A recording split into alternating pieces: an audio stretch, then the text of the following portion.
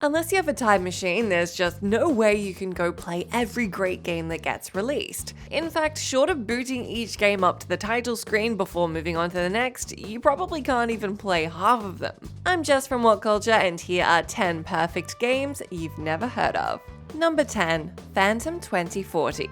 We may be living in the golden age of superhero video games thanks to world-class dev teams like Insomniac and Rocksteady, but that far-off land of the 1990s still had the occasional standout title in the comic book realm. Based on an obscure French-American animated series, which was based on an equally obscure comic book hero, Phantom 2040 is, for lack of a more elegant term, the absolute bee's knees. You play as the title character, a costumed crime fighter operating in the futuristic city of Metropia, battling mechs, robot insects, and perhaps the most evil villain of all, a faceless corporation. With Metroid-style exploration and a totally banging soundtrack, Phantom 2040 is a quintessential 90s side-scroller, though it also manages to feel ahead of its time by incorporating player choice and multiple endings, around 24 in fact. It may lack originality, but everything does, and it does it perfectly. The game's also elevated by the awesome cyberpunky vibe of the Phantom IP, and unlike a certain other cyberpunk, this one won't glitch out on you every 5 minutes. Number 9. Crush. God, the PSP was awesome, wasn't it? Though the PS Vita obviously wins the hardware battle, the game library on Sony's original handheld has so much more depth and variety, with countless oddball delights buried within its ranks. That isn't a knock against the Vita, of course, it simply didn't receive the level of first and third party support that the PSP did, and we're still quite a bit bitter about that, by the way. One such oddball delight is 2007's Crush, which was also ported to the 3DS in 2012. Crush is the very definition of a mind-bending puzzler, with the player able to press a button to switch the scene between 2D and 3D, either vertically or horizontally. So in one moment you'll be playing a level from a top-down perspective, but in the next you might crush it into a side-scrolling platformer in an effort to reach your goal. That goal is to help protagonist Danny overcome the mental breakdown that he's been institutionalized for, solving each tricky puzzle and collecting his lost marbles along the way. It's surprisingly dark stuff, but this marriage of story and gameplay is note perfect, something that very few puzzlers successfully accomplish. It's that unique dimension-swapping mechanic that truly makes Crush stand out though. Go nab it on the PSP section of the Vita store in case Sony decides to shut it down again. Number 8. Armed with Wings, Rearmed. Not that we've played all of them, but we feel pretty comfortable in saying that 99% of online Flash games are not worth your time. Sure, they might be alright for killing 5 minutes for your lunch break, or wasting an entire IT class at school, as many of us did, you know you've been there, but they're hardly the stuff of gaming greatness. The Armed with Wings franchise is an outlier here though. It began life in 2008 as a series of decent online Flash games, but its true potential was only realized when Super Sun Studios brought Armed with Wings Rearmed to Steam in 2017. Rearmed puts you in the blood-soaked shoes of a badass samurai warrior as you hack and slash your way through 40 levels on a 2D plane. Combat is simple, yet it feels meaty and satisfying, with each swing of your sword also painting a clear streak through the game's gorgeous black and white world. Oh, and you have an eagle companion that can solve puzzles and distract enemies. A pet eagle! Why don't more games have pet eagles? We can't make promises, of course, but it's highly likely that Rearmed will be one of the most stylish games you'll play all year. From its gameplay to its graphics to its funky retro modern soundtrack, it really is a work of art.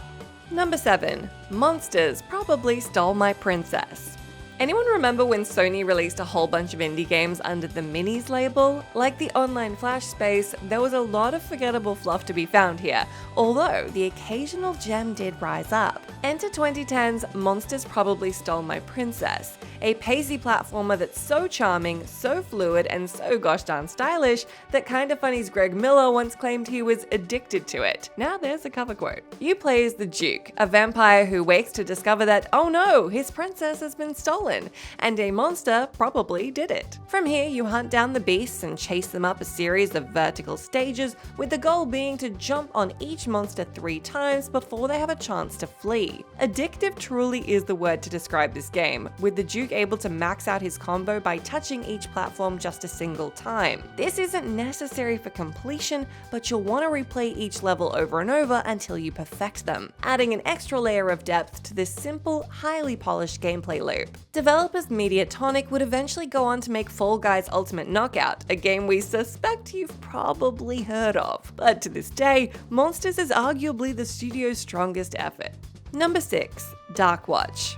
Before Activision dumped them on Call of Duty support, High Moon Studios made a couple of overlooked yet awesome games, like 2013's Deadpool and 2010's Transformers War for Cybertron. But the cream of this particular crop is 2005's DARKWATCH, a game that had all the makings of a breakout hit. In fact, publisher Capcom was so confident they had plans for it to become a cross-media franchise, yet it floundered out the gate. An FPS that slaps together the Western and horror genres, DARKWATCH has you controlling a vampire, again, with the painfully unimaginative name of Jericho Cross, who's recruited by an organization to combat supernatural threats. It's sort of like the Order 1886, only way less popular and way less dull. Not to dunk on the Order too much, but DARKWATCH wears its B-movie aspirations firmly on its sleeve, and it's all the better for it. One crazy level has you riding undead horses while a winged mutant chases you from the air, and a jaunty western score plays in the background. Cheesy? Yes, absolutely,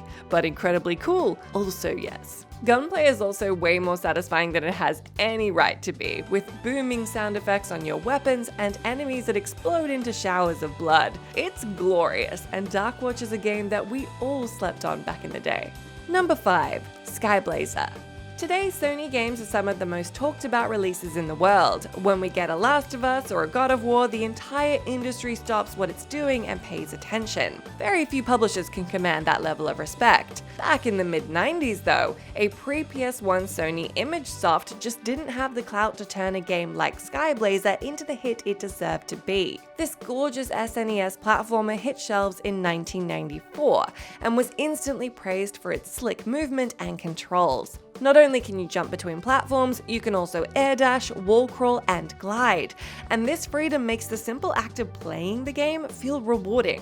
Skyblazer may look like the countless other platformers released around this time, but few can match it in the gameplay department. Chuck in some inventive boss design and a couple of Mode 7 stages to mix up the action, and this one's a total winner. It may be a little short, but then again, who doesn't long for the days when amazing games lasted 5 hours instead of 50?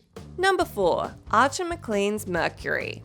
Developed by the confidently named Awesome Studios, MACLEAN'S MERCURY is another PSP puzzler that didn't get anywhere near the level of attention that it deserved. The premise is simple. You control a blob of mercury by tilting the stage with your analog stick, guiding that precious liquid through puzzles and obstacles to reach the end line. One stage might have you splitting your mercury to hit different switches, while the next might require you to tint several blobs with different colors in order to pass by color-activated gates. It's a head-scratching experience, but in the best way possible. Splitting your mercury and watching everything fall into place hits a level of satisfaction that can only be matched by getting all your orange peel off in one smooth tear. Yeah, it's that good. While MACLEAN'S MERCURY did get a couple of sequels, these completely switched up the graphical style to be more cartoony. It also lowered the difficulty and dropped the MACLEAN name, so fans of those later entries might not even know about the original, which by far is the best in the series. Number 3. Dark Fear. As horror games go, it's hard to think of one as unique or as daring as Dark Fear, which combines an RPG with a point-and-click adventure, and throws in a few turn-based battles for good measure. In an appropriate starting point for such a mysterious and gloomy game, Dark Fear has you on the back foot from the very beginning, with your character waking up and wondering where they are, or even who they are. From here, cue all kinds of spooky shenanigans and a persistent atmosphere of dread as you try and figure out what the hell's going on across a host of haunted environments. Along the way, you'll hunt animals, upgrade your weapons, and carefully manage your inventory. And though there are a few frustrating moments where you'll frantically click on everything in sight because you can't figure out what to do, which, let's be real, is a problem that most adventure games have, sticking points like this are rare, and overall, the game's many systems blend together seamlessly. These days, we don't get enough of those classic adventure games like Monkey Island or Space Quest, and Dark Fear really does feel like a loving throwback to that bygone era, albeit with a lot more pants-winning moments. Number 2. Mushroom Wars. Mushroom Wars might look all simple and cartoony on the surface, but its cutesy veneer masks a game with incredible tactical depth. This brilliant real-time strategy title puts you in command of an army of mushroom men, whose sole purpose is to invade rival buildings and control every spot on the map. Each of your own buildings contains a certain amount of soldiers, effectively making this a game of numbers. You're forced to make quick decisions about how many troops to send, when to send them, and where to send them. Want to assimilate your opponent's most populated building? You better send a lot of troops. But be careful, said opponent might counterattack, sending their own warriors to invade the buildings you've just departed. The fact that a single move can make or break your battle means that Mushroom Wars rewards both aggressive and patient playstyles, both of which can be enhanced when the game introduces new building types, like offensive towers or defensive forges, as the game progresses. It's easy to grasp and satisfying to master, but no matter your skill level, watching your army of tiny mushroom soldiers dwindle the enemy population down to 0, all set to a toe-tapping soundtrack, just never gets old. Number 1. Omega Boost. Though the studio has been on Gran Turismo duty for over 2 decades, Polyphony Digital does have a handful of other titles under its belt. Motor2 Grand Prix and Tourist Trophy kept them within their racing wheelhouse, but 1999's Omega Boost saw them depart from their preferred genre, producing a fantastic game you wouldn't expect they'd be capable of. Here you play as a Pacific Rim-esque giant robot with more firepower than you can shake a bazooka at, shooting up wave after wave of enemies while darting through the depths of space. Quick reaction times are the name of the game here, requiring you to dodge, strafe, boost, and blast at 100 miles per hour. It's Super Stardust meets Space Invaders, a fun, frantic shoot-'em-up set in a cool sci-fi world. And what's more, it even manages to pack in a story about a rogue artificial intelligence called Alpha Core, which plans to use time travel technology to cause untold levels of chaos. Omega Boost may be one of the more simple games on this list, but it absolutely nails everything it sets out to do, and you can't ask for much more than that.